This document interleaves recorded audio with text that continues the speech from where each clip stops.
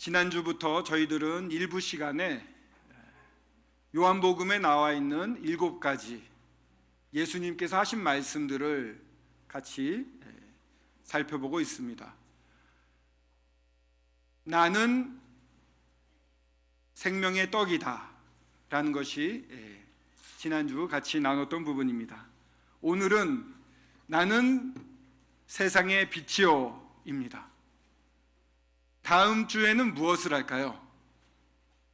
다음 주에는 일단 복음 시간입니다만 그 다음 주에는 나는 양의 문이요, 또 그 다음은 나는 선한 목자, 그리고 그 다음은 나는 부활이요 생명이니, 그리고 내가 곧 길이요 진리요 생명이니, 그리고 마지막이 나는 포도나무요.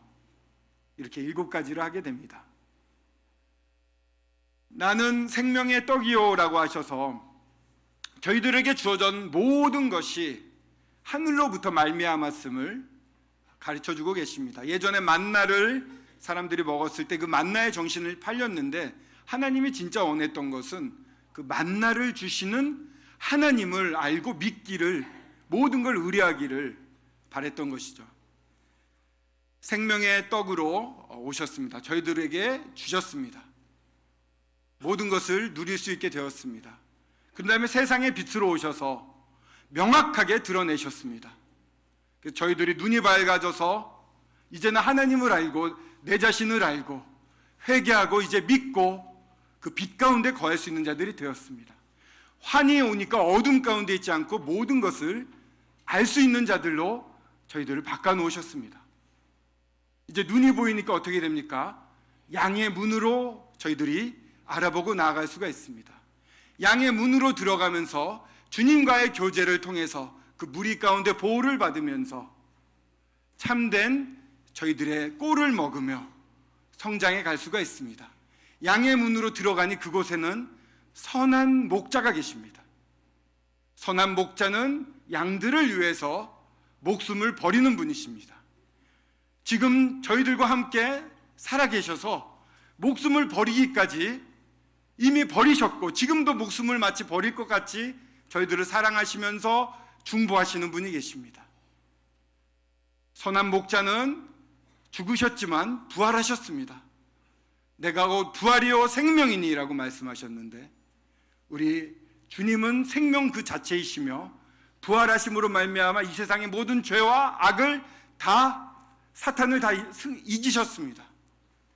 그 승리하시고 영원히 살아계신 분이 이제 저희들과 함께 하십니다. 그리고서 이 주님만이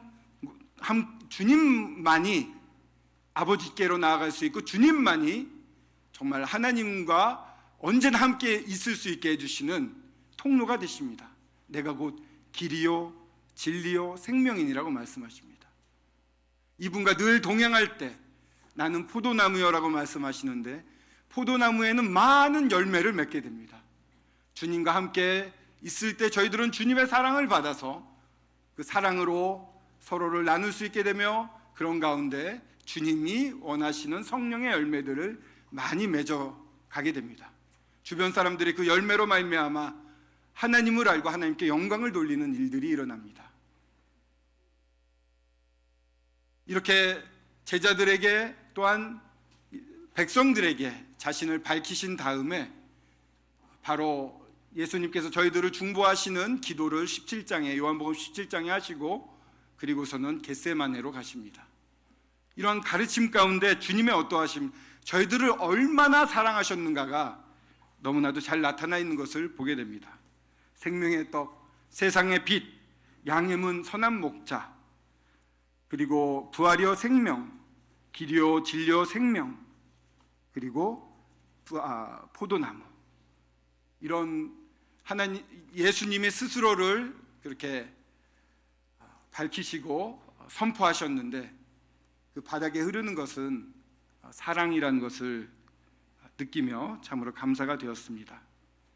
오늘 이제 함께 나눌 8장 12절에 나와 있는 말씀을 함께 읽어보도록 하겠습니다. 8장 12절 함께 같이 읽어볼까요? 요한복음 8장 12절입니다.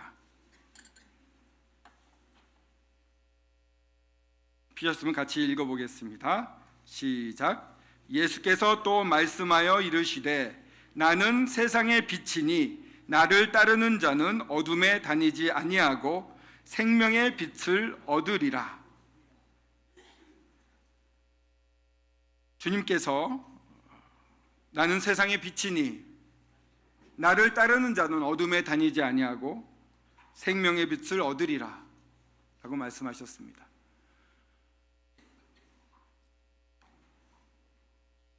어디서 말씀하셨는가, 언제 말씀하셨는가가 궁금해졌습니다. 7장부터 초막절이란 이스라엘의 큰 절기가 있습니다. 초막절에 말씀하신 것인데요, 이스라엘 유대 민족들에게 구약으로부터 하나님이 말씀하셨던 꼭 지켜야 될 세 가지 절기가 있었습니다. 하나는 유월절이고, 유월절 어린 양 저희들이 잘 알고 있죠. 유월절이고 그 다음은 초실절이었습니다. 칠칠절이라고 하는데 오순절이라고도 합니다. 이 유월절 이후에 77절이니까 49일이 지난 50일째 되는 날을 오순절이라고 하죠. 그리고 마지막으로 이제 이 지금 말씀드린 초막절, 이 세 절기를 꼭 지키라고 말씀을 하셨습니다. 이 초막절은 마지막에 이제 추수를 하면서 그 추수에 대한 감사의 뜻도 있었습니다. 그리고 이 초막, 이 장막은 언제 많이 사용을 했는가 하면은 이스라엘 백성들이 출애굽을 해서 광야를 지내던 시기에 이 장막 생활을 했습니다. 이 유월절에 출애굽을 한 다음에 이제 그 주님이 주신 열매를 따라 생활하다가 이제 이 장막 가운데 생활하면서 주님의 놀라운 은혜 가운데 옷이 헤어지지도 않고 먹을 것이 떨어지지도 않는 그런 은혜를 맛보며 살았습니다. 이 초막절을 지키면서 이 이스라엘 백성들은 정말 하나님의 은혜 가운데 이 어려운 광야 시절을 다 보냈다라는 것을 감사하는 그런 감사의 뜻이 있었으며, 또한 그 당시에 이 광야를 다닐 때 구름 기둥과 불 기둥이 우리 이스라엘 백성들을 인도를 했습니다. 언제나 함께 하셔서 우리를 인도하시는 이 하나님에 대한 이 신뢰와 감사가 또 그 가운데 있었던 것입니다. 그러면서 이 다시 오실 하나님 메시아, 그리스도 메시아를 고대하는 그러한 절기이기도 했습니다. 그래서 이 초막절이 되면은 성전에 모여서 8일 동안 행사를 하게 됐는데, 첫날과 마지막 날은 큰 성회로 모였습니다. 그 가운데 7일 동안은 아시다시피 이 성에서 나가서 이 초막 같은 거를 짓고 이 정말 주님이 우리가 광야 시절을 보낼 때 참 힘들었는데 이렇게 은혜를 베풀어 주셨어라는 것을 실제 경험을 하며 주님의 베푸신 은혜를 감사를 드리게 됩니다. 또 하나는 그 광야 가운데 물이 없었지 않았습니까? 근데 모세가 반석을 명하거나 쳤을 때 거기서 물이 나옴으로 말미암아 그들이 생수를 먹고 정말 기사회생하는 하나님의 은혜를 맛보았습니다. 그것을 기념하기 위해서 이 초막절 기간 동안, 이 8일 동안에는 이 기온의 샘에서 흘러나와 실로암 못으로 흘러가는 그 물을 이 사람들이 매일 떠다가 주님의 제단 앞에 관제로 부으면서 정말 주님이 베풀어 주셨던 은혜를 감사하는, 기억하는 그러한 의식도 행했습니다. 그리고 마지막으로는 이 불기둥으로 상징하는 상징되는 하나님, 시편 27편 1절에도 보면은 여호와는 빛이시라라고 말씀을 하고 계십니다. 또 이사야서 같은 곳에 보면은 이사야서에도 이 주님에 대해서 하나님에 대해서 많이 설명이 되어 있는데, 이사야서 9장 2절에도 흑암 가운데 행하던 백성에게 큰 빛이 비추어지고 사망의 그늘질 땅에 거주하던 백성에게 큰 빛이 비추어진다 해서 다시 오실 메시아 그리스도에 대한 예언으로서 이사야서에서 말하고 있습니다. 예전에 광야 시절에 그렇게 어두울 때 하나님이 인도하셨던 것처럼 지금은 상당히 어렵지만 주님이 다시 오실 때 메시아가 다시 와서 이 구약의 예언되었던 이 이스라엘들의 왕국, 메시아 왕국이 다시 세워질 때에는 이 주님이 오셔서, 이 메시아가 오셔서 빛처럼 저희 이 백성들에게 비치고 인도할 것이다 라는 빛을 고대하게 되었습니다. 그 때문에 이 빛은 또 이방의 구원으로서 이사야서 49장 6절에는 말하고 있습니다. 그러니까는 이 이스라엘 백성들은 이 초막절을 지으면서 행사를 이걸 갖다가 치르면서 정말 예전에 광야 시절에 베풀었던 하나님의 은혜를 감사하고 이제 다시 오실 메시아를 기다리고 있었습니다. 그분이 오시면 정말 이 흑암 가운데 있는 우리들을 해방시키시고 이 이방에까지 구원의 빛으로서 구원을 가져오실 것이다 라는 기대를 오랫동안 하고 있었던 것입니다. 성경 말씀 중에서도 이 메시아 왕국, 천년 왕국이라고 말할 수 있는데, 천년 왕국이 오게 되면 이 성전 밑에서 물이 흘러 동쪽과 서쪽으로 흐른다라는 예언도 있습니다. 그렇기 때문에 물을 부지런히 날라서 그곳에 뿌리면서 그런 날이 빨리 오기를 기다렸습니다.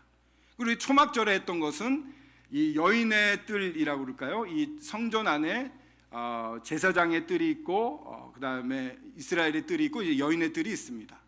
여인의 이 정원에서 예수님이 이 말씀을 하고 계시는데, 그곳에는 이 초막절을 기념하기 위해서 7가지의 촛대를 마련을 해놨습니다.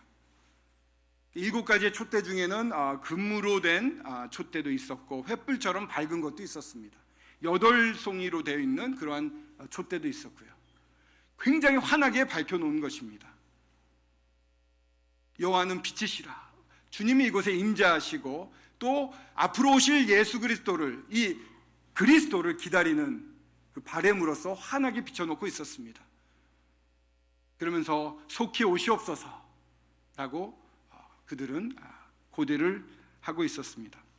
이 초실절, 이 초막절이 끝나면 이제 겨울이 오게 됩니다.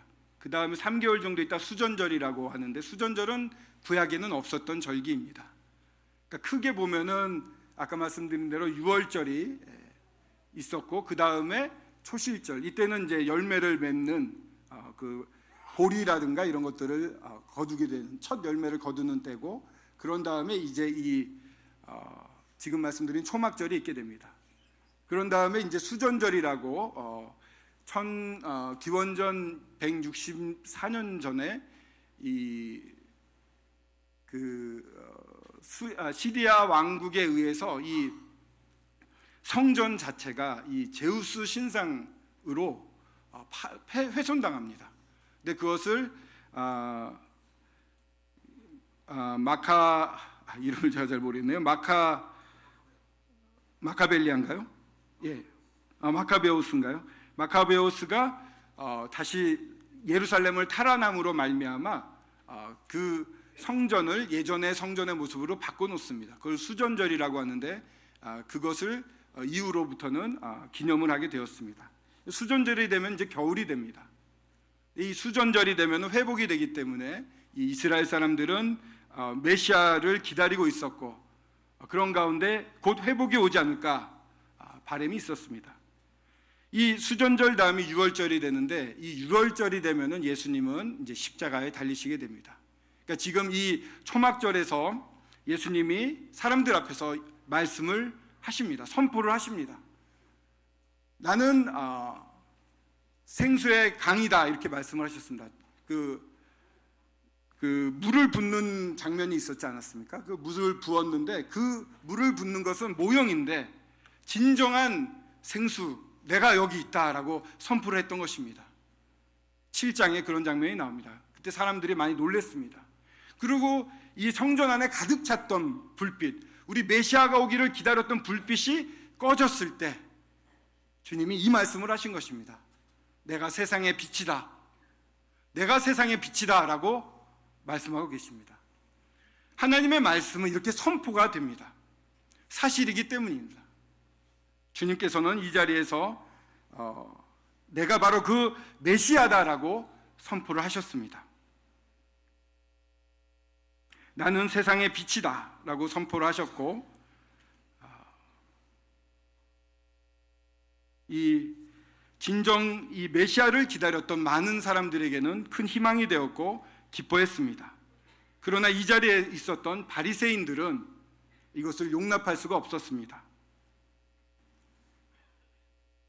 이 빛이 왔을 때 어떠한 일이 일어납니까? 빛이 오게 되면은 안 보였던 것들이 보이게 되지 않습니까? 제가 예전에 한 10년 좀 넘은 것 같습니다. 어떤 형제님들과 함께 지리산을 등반한 적이 있습니다. 제가 지리산을 등반하니까 좀 이해가 안 가시죠? 지리산 반달 곰으로 오해를 받을지도 모르는.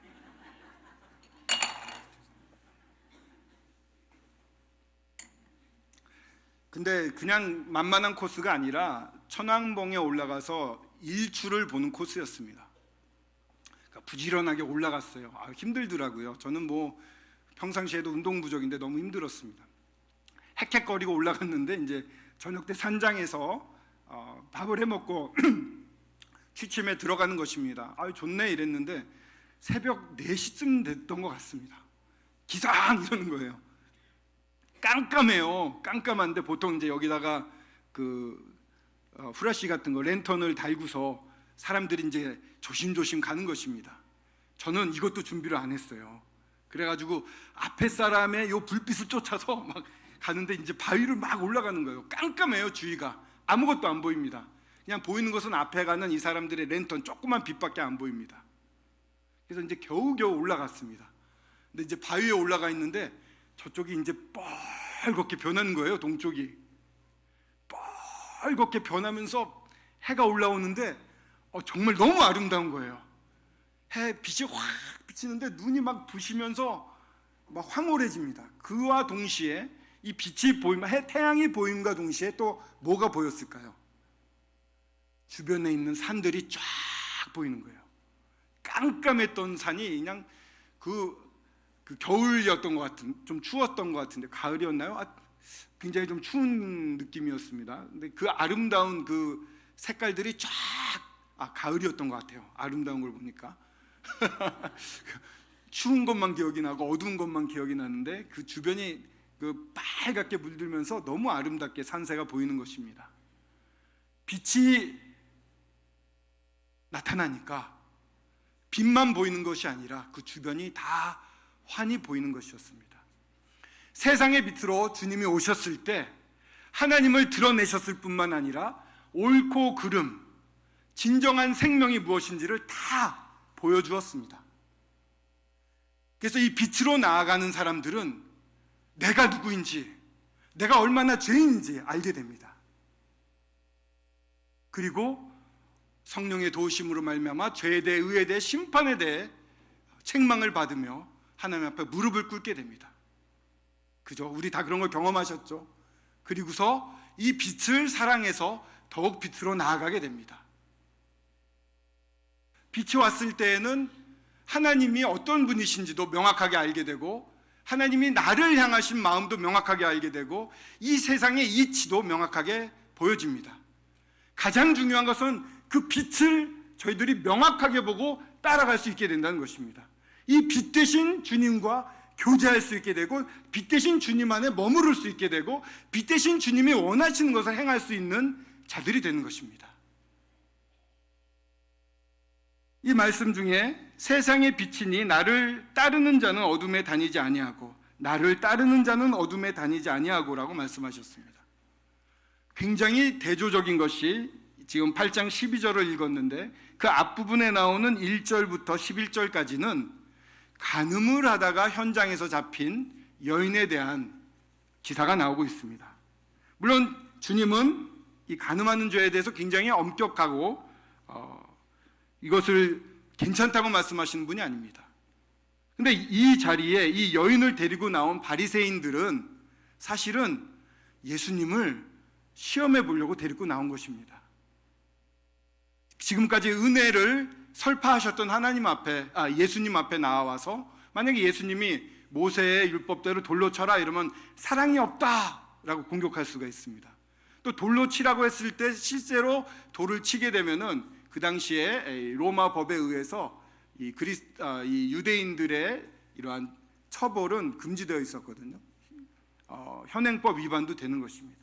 그러니까 예수님을 어떻게든 뭐 이거 그냥 용서해 주라 이러면 모세 율법을 지키지 않는 하나님으로부터 나지 않은 자다라는 핍박을 받을 것이고 비난을 받을 것이고, 은혜대로 해라 이러면은 그렇게 될 것이고, 또 쳐라 이래도 이제 여태까지 은혜를 설파하셨는데 이중적인 분이다 이렇게 해서 공격을 할 수가 있는 것이죠. 근데 이때 예수님께서 가만히 계시다가 뭐라고 말씀하십니까? 너희 중에 죄 없는 자가 먼저 돌로 쳐라 라고 말씀을 하십니다. 빛 대신 예수님이 오셔서 이 사람들에게 비쳤습니다. 빛 대신 예수님께서 이제 이 사람들의 마음을 밝히셨습니다. 주님 앞에 나왔을 때 이 사람들은 이 말씀을 듣고 스스로를 돌아보게 됩니다. 그리고 양심의 가책을 받고 한 명, 두 명, 나이 든 사람부터 현장을 떠나게 됩니다. 주님 앞에 참으로 나와서 주님의 음성을 듣는 자들은 이와 같이 명확하게 옳고 그름이 무엇인지를 알 수 있게 됩니다. 그리고 그 죄에서 떠나려고 합니다. 이런 주님 앞에 나오지 않고 주님을 빛으로 오신 주님을 받아들이지 않고 따르지 않는 자들은 계속해서 어둠 속에 있으려고 합니다. 이 12장 12절 이후에 나오는 13절부터 이 뒷부분도 59절까지의 이 말씀을 보게 되면 이제 이 말씀을 하셨던 예수님에게 바리새인들이 공격을 하는 장면이 나옵니다.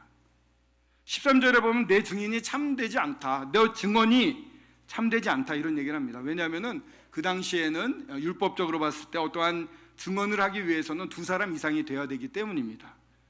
그러나 주님은 혼자 있는 것이 아니라고 말씀하십니다. 16절에 내가 혼자 있는 것이 아니요 아버지와 함께 있는 것이다. 그렇기 때문에 나를 보내신 아버지도 나를 위하여 증언하신다고 18절에 말을 하고 있습니다. 빛 가운데 있지 아니하면, 주님을 알지 못하면 이런 얘기를 전혀 알아들을 수가 없습니다. 그리고 그들은 전혀 주님이 하시는 말씀을 깨닫지 못합니다. 빛 가운데 빛의 비춤을 받지 않으면, 주님을 모르면 전혀 이해할 수가 없는 것이죠. 27절에 그들은 주님이 위에서 나셨고 이 세상에 속해져 있지 않고 내가 그리스도인 줄 믿지 않으면 너희들이 죄 가운데 죽을 것이다 라고 명확하게 말씀하셨음에도 불구하고 빛 가운데 있지 않기 때문에 27절에 깨닫지 못합니다. 그리고 계속해서 이들은 자기들이 아브라함의 자손이고 하나님의 백성이라고 주장을 합니다. 그러나 주님은 이미 아브라함을 경험을 하셨습니다. 아브라함에 갔을 때 아브라함은 영접해서 좋은 곳으로 내어드리고 섬기고 하나님을 경외했습니다. 전혀 다른 모습을 보이는 이들에게 너희들은 아브라함의 자손이 아니다, 하나님의 백성입니다라고 했지만은 하나님을 사랑하는 것도 없고 하나님을 사랑하고 하나님을 추구하고 하나님 앞으로 나아갔다면 예수님이 누구인지를, 이 빛으로 오신 예수님을 알아봤을 것입니다. 전혀 그런 것이 없기 때문에 하나님의 아들이 아니다, 마귀의 자식이다 이런 말씀으로 책망을 하셨습니다. 아브라함이 나기 전부터 내가 있다고 했을 때 이들은 드디어 돌을 들고 예수님을 쳐 죽이려고 하는 모습을 보게 됩니다.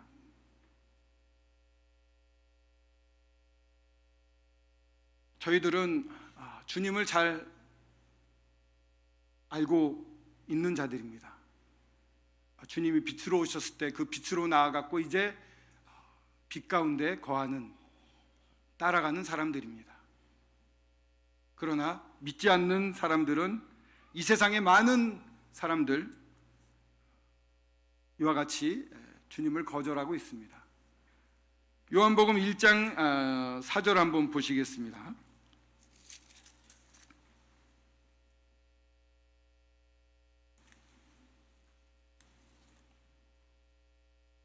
(1절부터) (3절까지) 보시면 태초에 말씀이 계셨고 이 말씀이 하나님과 함께 계셨고 이 말씀이 곧 하나님이시라.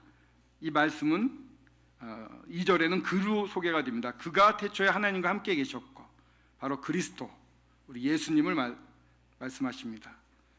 태초에 하나님과 함께 계셨고 만물이 그로 말미암아 지은 바 되었으니 지은 것이 하나도 그가 없이 된 것은 없느니라. 그 안에, 그리스도 안에 생명이 있었으니 이 생명은 사람들의 빛이라. 빛이 어두움에 비치되 어둠이 깨닫지 못하더라. 9절에 보시면 참 빛 곧 세상에 와서 각 사람에게 비추는 빛이 있었나니, 그러나 11절 보시면 자기 땅에 오매 자기 백성이 영접하지 아니하였더라. 빛으로 오셨던 이 주님에 대해서 이 세상 어둠은 깨닫지도 못하고, 또 이 깨닫지 못하다는 것은 이제 이기지도 못하다 이런 뜻이 있는데, 이 어둠이 빛으로 오신 그리스도를 이기지도 못하고 또한 깨닫지도 못했습니다. 그런데 참 큰 은혜 가운데 저희들은 이와 같이 주님을 믿을 수 있는 자들이 되었습니다. 이제 맹인이었다가 보는 자가 되었습니다. 이 9장의 요한복음 9장으로 넘어가게 되면은 맹인에 대한 기사가 나옵니다. 계속해서 이 빛에 대한 주님의 말씀을 더욱 풀어주시는 것이라고 생각이 됩니다. 9장에 보면은 맹인이, 날 때부터 맹인이 나옵니다. 그가 누구 죄 때문이냐고 물어봤을 때 9장 3절에 보면 부모의 죄로 인한 것이 아니라 그에게서 하나님이 하시는 일을 나타내고자 하심이라. 사람들은요, 자기 선입견, 자기 주관 이런 게 되게 강합니다. 사람 어떤 것을 금방 판단하고 싶고 결정을 내버리고 싶어하는 그러한 육신을 가지고 있습니다. 제자들도 그랬는데, 그러나 모든 일에 대해서는 하나님이 나름대로의 뜻들을 가지고 있는 것입니다. 제 자신을 돌아볼 때에도 쉽게 어떠한 결정을 내려버리고 판단을 해버리기 쉬운데, 하나님은 그걸 원하지 않습니다. 주님께서 말씀하시되 이건 하나님이 하시는 일을 나타내고자 하심이라. 아버지의 뜻이 각각에 있어서 그 뜻을 알아가는 것이 중요합니다. 여기서 결과적으로 이 맹인은 조금씩 주님 눈이 띄어지고 주님 앞에 나아가게 되고 주님을 만나게 돼서 이분이 그리스도인 걸 알고 믿는 모습을 보게 됩니다. 35절에 보시면 이제 이 맹인이 이 바리새인들이나 이런 높은 사람들 앞에서 담대하게 얘기를 합니다. 내 눈을 누가 고쳐줬는지는 모르지만 정말 창세 이후에 맹인의 눈을 띄게 하는 사람이 없습니다. 하나님께로부터 오신 거 아니겠습니까? 라는 고백을 합니다. 왜냐하면 직접 경험을 했죠. 맹인은 직접 눈이 띄어졌습니다. 저희들과 마찬가지로 어두운 데 살다가 이제는 주님을 바라보고 주님과 같이 살 수가 있는 자들이 된 것입니다. 그래서 이는 쫓겨남을 받았는데 35절에 예수께서 그들이 그 사람을 쫓아냈다 하는 말을 들으셨더니 그를 만나서 이르시되 내가 인자를 믿느냐? 대답하여 이르되 주여 그가 누구시오니까 내가 믿고자 하나이다. 그때 이제 예수님이 내가 그를 보았거니와 지금 너와 말하는 자가 그이니라. 그때 38절에 주여 내가 믿나이다 하고 절하는지라. 주님을 이제는 이 맹인이었던 자가 오히려 주님을 만나게 되고 주님을 온전히 믿는 자가 되었습니다.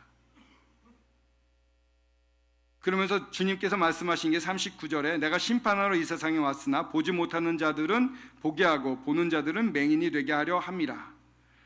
이것은 무엇입니까? 진정 보지 못하고 가련하고 자기가 보지 못한다는 것을 알고 낮아져 있는 사람들에게는 기회를 주실 수 있지만, 보는 자들, 내가 본다, 내가 안다, 내가 주인이다, 내가 하나님 자리에 있다라고 하는 사람들은 오히려 맹인되게 하셨다는 것입니다. 이 바리새인들은 다 알고 하나님을 전부 하나님의 모든 율법과 그런 것을 지키고 다 우리 거야 라고 자랑을 하고 있었지만 사실은 맹인이 되어 있었던 것입니다. 41절에 예수께서 이르시되 너희가 맹인 되었더라면 죄가 없으려니와 본다고 하니 너희 죄가 그대로 있느니라. 이 바리새인들은 본다고 했습니다. 우리가 맹인이 아니다라고 했기 때문에 너희 죄가 그대로 있다고 말씀을 하셨습니다. 어둠에 있는 자들, 주님으로부터 주님께 나오지 않는 자들은 이와 같이 계속해서 맹인으로 있는 자, 죄 가운데 있는 자들이 됩니다. 그러나 나를 따르는 자, 주님을 따르는 자들은 어둠에 다니지 않습니다.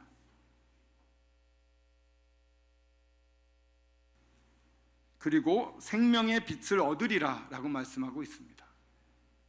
생명의 빛을 얻으리라.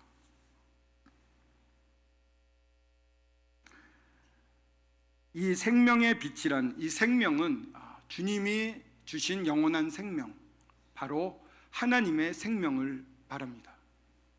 이 하나님의 생명을 저희들에게 주셨습니다. 주님이 십자가에 달리셨을 때 저희들이 함께 주님과 함께 달리었고, 주님이 죽으셨을 때 저희들은 함께 죽었으며, 주님이 부활하셨을 때 저희들은 함께 부활했습니다. 지금 하나님 우편에 주님께서 앉아 계시는데, 저희들은 그 하나님 우편에, 그리스도 안에서 하나님 안에 저희들의 생명이 숨겨져 있습니다. 골로새서 3장에 그 부분이 잘 나타나 있죠. 주님이 생명을 받으셨고 부활하셨을 때 그 생명이 저희들에게도 동일하게 주어졌습니다. 저희들에게는 생명의 빛을 주셨고, 저희들이 그것을 누리며 이 빛 가운데 살 수 있는 자들이 되었습니다. 이 빛은요, 스스로 발광하는 빛은 아닙니다. 마태복음 5장 14절 한번 볼까요? 마태복음 5장 14절에 보면,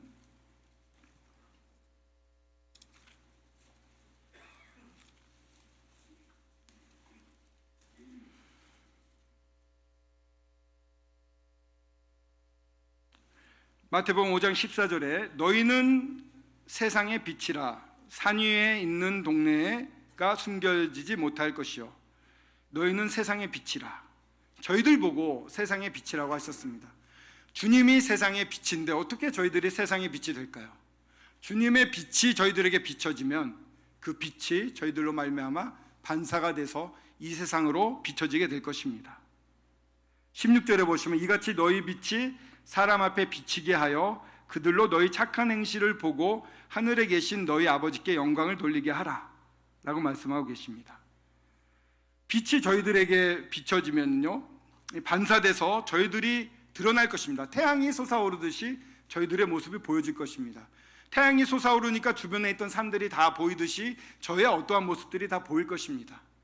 진정 주님을 따르는 자, 세상의 빛 되신 주님, 모든 걸 알게 하시는 정말 완벽한 뜻을 가지고 계시는 그분을 보고 이분을 따를 때 이 따르는 모습이 주변 사람들한테 보이게 되는 것입니다.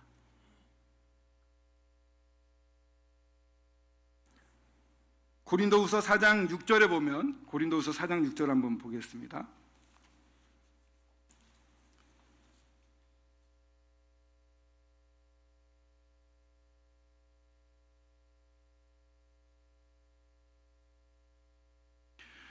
고린도 4장 6절에 어두운데 빛이 비치라 말씀하셨던 그 하나님께서 예수 그리스도 얼굴에 있는 하나님의 영광을 아는 빛을 우리 마음에 비추셨느니라. 하나님의 영광을 아는 빛을 우리 마음에 비추셨습니다. 저희는 하나님의 영광 아는 빛이 비추어졌고 저희 마음 가운데 가득 차 있는 것입니다. 바꿔 말하면 하나님에 대해서 알 수 있는 모든 자원이 주어졌다는 것입니다. 하나님의 빛, 하나님의 뜻, 이것을 저희들은 100% 알 수 있는 자들입니다. 하지만 저희가 육체 가운데 있기 때문에 완전하진 못합니다.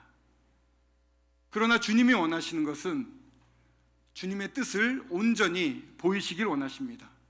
저희를 향하신 뜻은 정해져 있을까요? 아니면은 그때그때 이렇게 막 임기응변적으로 만들어질까요? 마태복음 6장을 한번 보겠습니다. 마태복음 6장인데요, 주 기도문에 대한 부분이 나옵니다.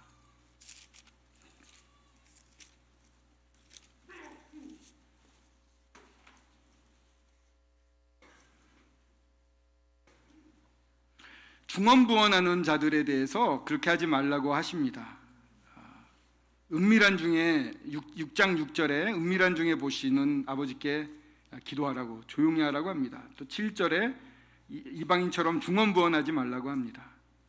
8절에 그들을 본받지 말라고 하시면서 구하기 전에 너희에게 있어야 할 것을 하나님 너희 아버지께서 아시느니라. 구하기 전에 저희에게 있어야 할 것, 최선의 것을 하나님은 알고 계십니다. 하나님은 저희를 향하신 최선의 것을 예비하고 계십니다. 저 개인을 위해서도 그렇고 저희들을 위해서도 그렇고 저희 교회를 위해서도 그렇고 우리나라를 위해 세상을 위해서도 그런 뜻을 가지고 계십니다. 무엇보다도 저가 속해 있는 교회, 이렇게 말씀드릴 수 있을 것 같습니다. 가장 좋은 것을 주님이 예비하고 계십니다. 주는 하나요 성령은 하나이시니 우리가 다 하나 되었다고 말씀하십니다. 어떻게 우리가 하나 될 수 있을까요? 빛 가운데로 나아가는 것입니다. 예수님 앞으로 나아가신 겁니다. 하나님 앞으로 나아가는 것입니다.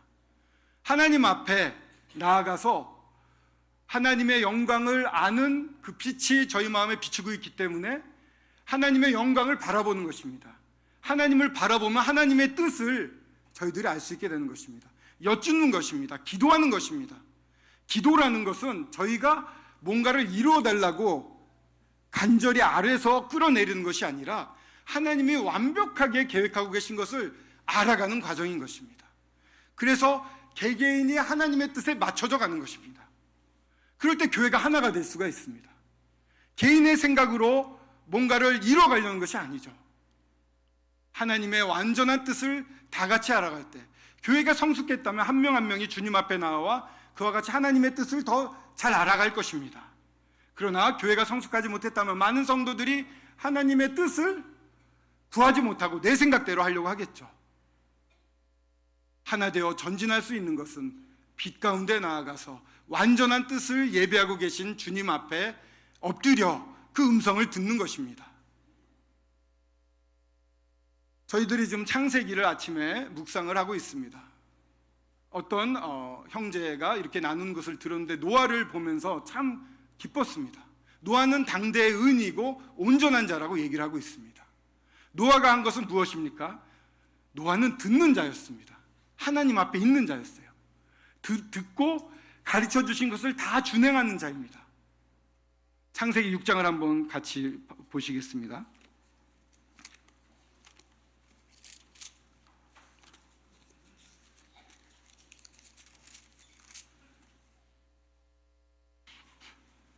(8절에) 6장 8절에 보시면 노아는 여호와께 은혜를 입었더라. 그 앞에 그러나가 있습니다. 그 윗부분은요 하나님이 사람 지음을 한탄하시는, 다 쓸어버리겠다는 마음을 품고 계십니다. 그러나 노아는 달랐습니다. 노아 9절에 어떻게 소개됩니까? 노아는 의인이요 당대의 완전한 자라. 그는 하나님과 동행하였다.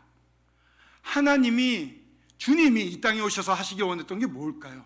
왜 빛이라고 선포하셨을까요? 그 빛 가운데 나와 그 가운데서 함께 동행하자고 원하셨던 게 아닐까요? 노아는 동행하는 자였습니다. 온 땅이 부패했을 때 노아에게 하나님 말씀하십니다. 13절 보시면 하나님이 노아에게 이르시되, 하나님이 하시는 음성을 듣습니다.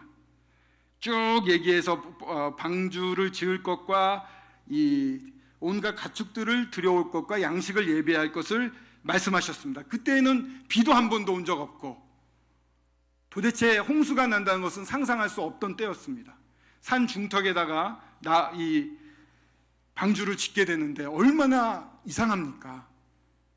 근데 여기 보십시오. 노아 한마디도 없어요. 노아가 뭔가 반응이 없습니다. 묵묵히 순종하는 것을 보게 됩니다. 22절에 보시면 노아가 그와 같이 하여 하나님이 자기에게 명하신 대로 다 준행하였더라. 듣고 그대로 준행하는, 이것이 동행하는 자입니다. 그냥 애매한 것을 따르는 것이 아닙니다. 명확한 하나님의 뜻, 명확한 하나님의 영광을 따르는 것이었습니다. 저희들은 주님께서 빛으로 오셔서 이제 저희들 가운데 가득 차 있습니다. 주님이 빛으로 오셨는데 육신을 입고 오셨잖아요. 만약에 그 육신이 없었다면 그 쉐키나 영광이랄까요? 그 임재하시는 영광이 너무나 눈이 부시었기 때문에 이사야서 6장에 나와 있는 것처럼 천사들이 눈을 가리고 거룩하다 거룩하다 거룩하다, 그 영광의 빛이 너무 두렵기 때문에 쳐다보지도 못했어요. 그런 주님이 우리 앞에 서 있다고 했다면 우리는 예수 그리스도를 말하지도 못했을 것입니다. 부르지도 못했고 가까이 가지도 못하고 그 자리에서 어쩌면 멸망을 당했을 것입니다. 그러나 육체를 입고 오셔서 어떻게 보면 다행이라고 생각됩니다. 그 영광을 직접 보지 않았지만. 그러나 주님이 하시는 말씀과 그 삶을 통해서 빛이라는 것을 명확하게 또한 드러내셨습니다. 그런 주님의 생명이 이제 저희 안에 다 들어와 있습니다. 저희들은 생명의 빛을 얻었습니다. 생명의 빛을 얻은 자들입니다. 어떻게 할까요? 이 빛 대신 주님 앞에 나아가는 것입니다. 그리고 듣는 것입니다. 주는 하나요, 성령도 하나이시고 모든 것이 하나, 저희들은 하나입니다. 하나 된 것을 힘써 지키라고 하셨습니다. 여러 가지가 있을 것입니다. 사람의 지혜나 두려움이나 이런 것들이 필요한 것이 아니라 저희들은 주님으로부터 온 것을 구해야 됩니다. 지금까지 사람의 생각과 나의 생각으로, 나의 편함으로 내가 우선시했던 생각들이 있다면 다 버려버릴 수 있으면 좋겠습니다. 그리고 빛 가운데로 나아갈 수 있으면 좋겠습니다. 주님 앞에 서서 주님 앞에 구합니다. 이것을 주님이 정말 원하는 자들에게는 그 뜻을 보여주시는 분이십니다. 근데 간절히 구하지 않습니다. 그냥 한두 번 하다 다른 일에 정신을 팔려버립니다. 기도하다가 딴 생각하고 있습니다. 정말 주님의 뜻을 알려주십시오. 전 정말 둔합니다. 제 가운데는 주님의 뜻을 알 수 있는 그러한 열심이 없습니다. 주님, 저 주님을 알고 싶습니다. 이 육신, 이것 좀 정말 너무 믿습니다. 이 세상이 저를 정신없게 만듭니다. 저는 주님만 집중하고 싶습니다. 주님 뜻을 보여주세요. 이런 간절한 마음 가운데 금식도 나오는 것이 아니겠습니까? 이런 주님의 뜻이 어디 있는가를 구할 때 주님이 보여주십니다. 그것을 따르게 됩니다. 그때 주님과 동행하고 교회는 더 하나 되고 단단해지어갈 것입니다. 제가 늘 부드럽게 시작해서 끝날 때는 이러다가 끝냅니다. 다시 한번 말씀을 살펴보겠습니다. 나는 세상의 빛이요 나를 따르는 자는 어둠에 다니지 아니하고 생명의 빛을 얻으리라 라고 말씀하셨습니다. 이 유대인들은 초막절을 지내며 다시 오실 메시아에 대해서 엄청 기다렸습니다. 물을 부으면서 정말 메시아가 왔을 때 메시아 왕국에서는 성전에서 강이 양쪽으로 흘러난, 샘솟는 강이 양쪽으로 흘러낸다, 이것을 고대하며 물을 부었습니다. 환한 불빛을 밝혀놓고 불기둥이었던 하나님, 우리와 함께 하셨던 하나님, 영원히 함께 하십시오 하고 오실 메시아를 기다렸습니다. 그러나 그것은 한계가 있었습니다. 참된 빛이신, 참된 생수의 강 되신 주님께서 오셔서 내가 여기 있다라고 선포하셨습니다. 그 선포를 들을 때 말씀 가운데 많은 사람들이 믿었다고 하고 있습니다. 바리새인들, 난 본다, 내 생각으로 내가 뭔가 돼 있다라고 생각하는 사람들은 오히려 본다 하니까 죄 가운데 있다고 주님이 말씀하셨습니다. 이 가운데 주님을 아직 믿지 않는 분이 있다면 자기의 생각, 그런 것을 다 내려놓으십시오. 창조주 하나님이셨던 우리 예수 그리스도께서 오셨습니다. 그 빛 가운데 나오시길 바랍니다. 또 저희들 가운데 믿는다고 하는 가운데 나의 생각, 나의 경험, 이런 것들을 가득 차서 나는 하나님을 잘 알아, 이렇게 생각하는 분이 있다면 내려놓으십시오. 다 내려놓고 빛 가운데로 나오시길 바랍니다. 그리고 그분을 따라서 쫓아가시기 바랍니다. 사랑하는 게 생기면 나쁜 것들을 미워하게 됩니다. 죄를 이길 수 있는 것은 주님을 사랑하는 길입니다. 주님을 사랑하면 이 나를 괴롭혔던 육신의 이 죄들이 떠나져 갑니다. 더 사랑하는 것이 있을 때 좋아하던 것을 버릴 수 있습니다. 주님께 매몰되면, 주님께 완전히 빠진다면 이 어둠에 더 이상 다니지 않게 됩니다. 빛 대신 주님 앞으로 나아가면 주님이 보여주십니다. 안 보여주실 리가 없습니다. 구하십시오. 이미 저희들은 생명을 주셨고 저희 가운데 빛을 비추시고 계십니다. 생명이 저희 안에 왔으나 스스로 발광할 수 없습니다. 오로지 주님을 바라보고 주님 앞에 나아갈 때 주님을 반사할 수 있습니다. 그리고 주님의 깊은 것을 알 수 있는 모든 자원을 주셨기 때문에 주님 앞에 나아가 구하면 주님의 그 깊은 것들을 보여주십니다. 주님의 뜻대로 사는 삶, 어떠한 상황이 되고 어떠한 환경이 되더라도 흔들리지 않습니다. 세상에 이 바리새인들이나 이런 사람들이 강하게 질책을 하더라도 이 맹인은 스스로 눈이 띄어온 경험이 있기 때문에 이분을 신뢰하고 담대히 증언을 했습니다. 저희들 가운데 빛으로 오셔서 저희들을 밝혀주신 주님을 아는 저희들은 어떠한 상황에서도 굴하지 않고 주님을 증거할 수 있는 자들이 되어 있습니다. 근데 자신이 없습니다. 택시 운전사에게 복음 한번 전하려고 하면 입이 왜 이렇게 무거운지 모릅니다. 그러나 주님을 바라보고 주님을 묵상할 때 자연스럽게 나오는 것을 경험하게 됩니다. 저희들이 주님 앞에 나아가 사는 삶을 살 수 있으면 좋겠습니다. 내 뜻 버리고 온전한 주님의 뜻을 묻고 그 뜻을 행하고 그로 말미암아 주님과 늘 동행하는 빛 가운데 있는 형제 자매님들 되시기를 간절히 바랍니다. 기도하겠습니다. 아버지 하나님 감사합니다. 저희들로 하여금 하나님의 예수 그리스도의 얼굴에 있었던 하나님의 영광을 아는 빛을 저희 마음에 비추심으로 말미암아 빛 대신 주님 앞에 나와 모든 진리 가운데 주님을 명확히 알고 쫓을 수 있는 사람들 되게 하셨습니다. 주님, 저희 생각대로 살지 않고 오로지 주님의 뜻을 쫓아 빛 가운데 사는 자들 되도록 도와주시옵소서. 감사를 드려오며 주 예수 그리스도의 이름으로 기도드렸습니다. 아멘.